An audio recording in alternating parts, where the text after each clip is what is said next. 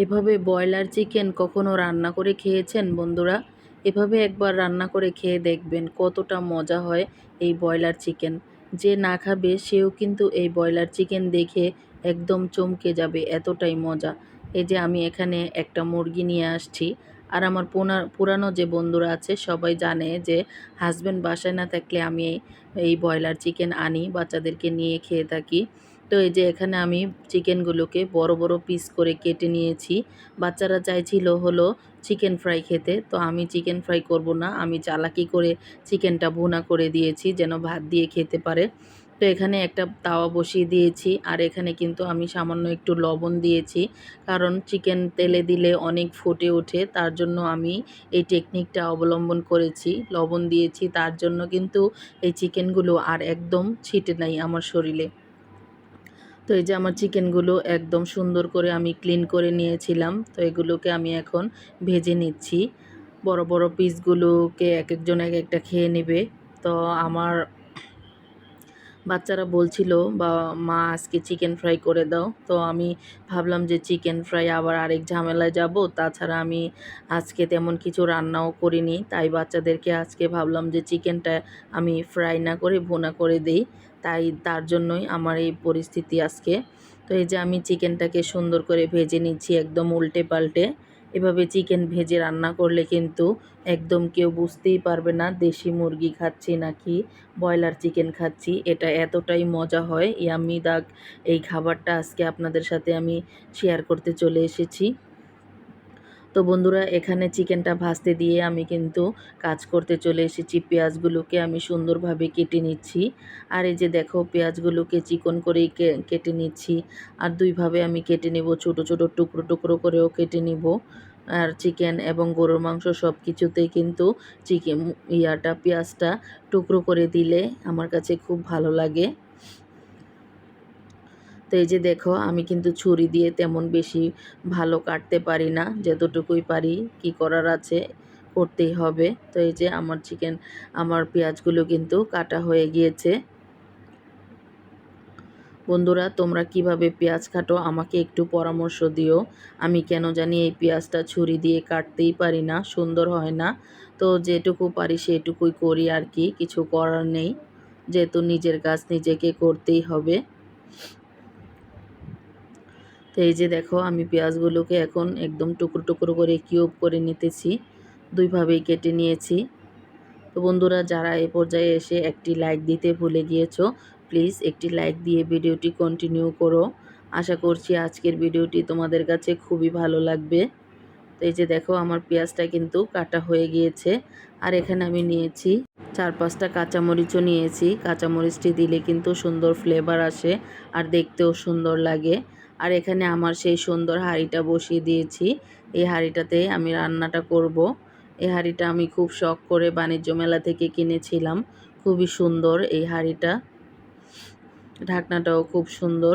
তো এই যে যেহেতু ব্লগ করি, ভিডিও বানাই, তার জন্য কিন্তু খুব সুন্দর সুন্দর জিনিস আমাদেরকে কিনতে হয়। ভাই যারা নতুন আছো তাদেরকে বলবো ইউটিউব করার আশা একদম করবে না।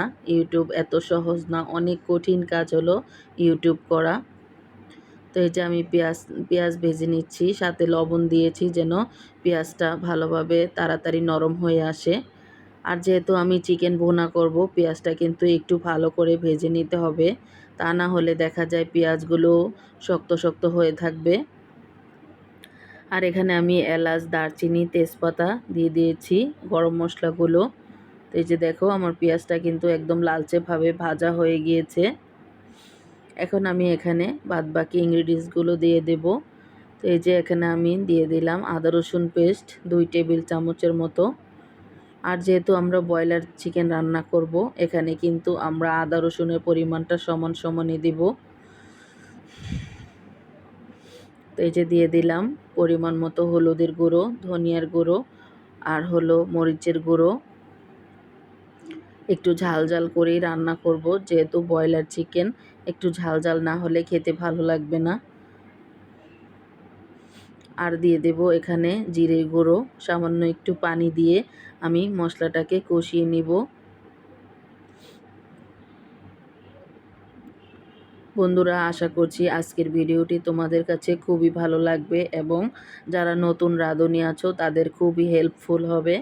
আর আজকে কিন্তু আমি বড় চুলায় রান্না করতেছি, কারণ আজকে গ্যাস ছিল।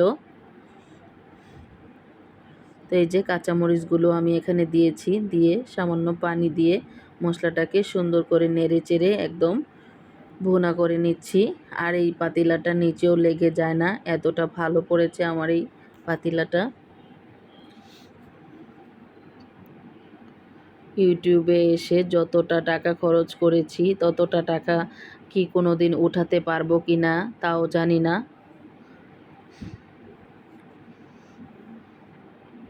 তো বন্ধুরা, এই যে দেখো আমার মশলাটা কিন্তু একদম সুন্দরভাবে কষানো হয়ে গিয়েছে। এখন আমি যে চিকেনটা কেটে ধুয়ে রেখেছি সেটাকে এখানে দিয়ে দেব। আর দিয়ে দিলাম সামান্য একটু টক দই। টক দইটা দেওয়াতে কিন্তু শাহি শাহি ভাব চলে এসেছে। এই টক দইটা আমি পরে দিয়েছি, কারণ ফার্স্টে দিয়ে দিলে দেখা যায় মশলাটা একটু ছেড়ে দিতে পারে। তার জন্য আমি মশলাটাকে একটু কষিয়ে তারপর এখন দই দিয়ে দিলাম এখানে। আর আবারও ভালো করে কষিয়ে এখন আমি সব চিকেনগুলো এখানে দিয়ে দিব। যেহেতু আমি কলিজা গিলা এগুলোকে ভাজতে পারিনি, তাই এগুলোকে আগে দিলাম। আর এখন আমি এখানে দিয়ে দিচ্ছি সেই আমার ভেজে রাখা বড় বড় পিসের চিকেনগুলো। আর বন্ধুরা, তোমরা যারা ব্রয়লার মুরগি খেতে চাও না, মজা হয় না, তারা কিন্তু আমার এই রেসিপিটা ফলো করে একদিন রান্না করে দেখতে পারো। আশা করছি তোমাদের কাছে খুবই ভালো লাগবে আর সবাই খেয়ে কিন্তু অবশ্যই প্রশংসা করবে।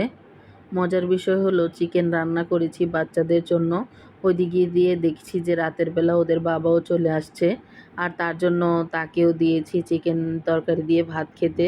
তো সে কিন্তু খুব মজা করেই খেয়েছে আর আমাকে কিছু বলেইনি। তো আমি ভেবেছিলাম কি না কি বলবে। তো এই যে দেখো আমার চিকেনটা একদম কষানো হয়ে গিয়েছে। আর মাঝখানে আমি কিছু সময় ভিডিও করতে পারিনি, কারণ আমার ফোনের চার্জ শেষ হয়ে গিয়েছিল। এখানে সামান্য একটু পানি দিয়ে আমি মুরগির মাংসটাকে ভালো করে একদম কষিয়ে নিয়েছি। আর আমার রান্নাটা কিন্তু অলমোস্ট ডান হয়ে গিয়েছে। দেখো উপরে কিন্তু তেল ভেসে এসেছে। আর আমরা ততক্ষণ না পর্যন্ত চুলাটা বন্ধ করব যতক্ষণ উপরে তেল ভেসে আসে। তো এখানে ফ্লেভারের জন্য আমি আরও দুটো কাঁচামরিচ ভেঙে দিয়েছি, আর দিয়েছি হাফ চামচের মতো জিরের গুঁড়ো। আর ওঠানোর আগে জিরের গুঁড়োটা দিলে কিন্তু মাশাল্লাহ অনেক সুন্দর গ্রান আসে আর খেতেও ভালো লাগে। দেখো আমার রান্নাটা কতটা সুন্দর হয়েছে বন্ধুরা, মাশাল্লাহ। এরকম মজাদার চিকেন ভুনা থাকলে তো একদম বাচ্চারা খুশি হয়ে যায়, তাই না বলো? আর বাচ্চারা কিন্তু এই চিকেনটা খুবই পছন্দ করে, কারণ এটা একটু নরম হয়, ওরা সুন্দরভাবে খেতে পারে। আর আমি খাবো ওই যে দেখো মুরগির পা আমার খেতে খুবই ভালো লাগে। মুরগির কলিজা, পা এগুলো আমি খাবো। বাচ্চারা দেখা যায় কলিজাও খেতে চায় না, আর আমি এগুলো খেয়ে থাকি ঘরে। মাশাল্লাহ রান্নাটা একদম অসাধারণ হয়েছে। তো কেমন লাগলো বন্ধুরা, একটি লাইক দিয়ে ভিডিওটি কন্টিনিউ করেছো নিশ্চয়ই তোমরা। আর তোমাদের মূল্যবান বক্তব্য আমার কমেন্টস বক্সে রেখে যাবা। সবাইকে আবারও শুভেচ্ছা জানাচ্ছি। ভালো থেকো, সুস্থ থেকো। আবারও দেখা হবে নেক্সট কোনো ভিডিওতে। আল্লাহ হাফেজ, আসসালামু আলাইকুম।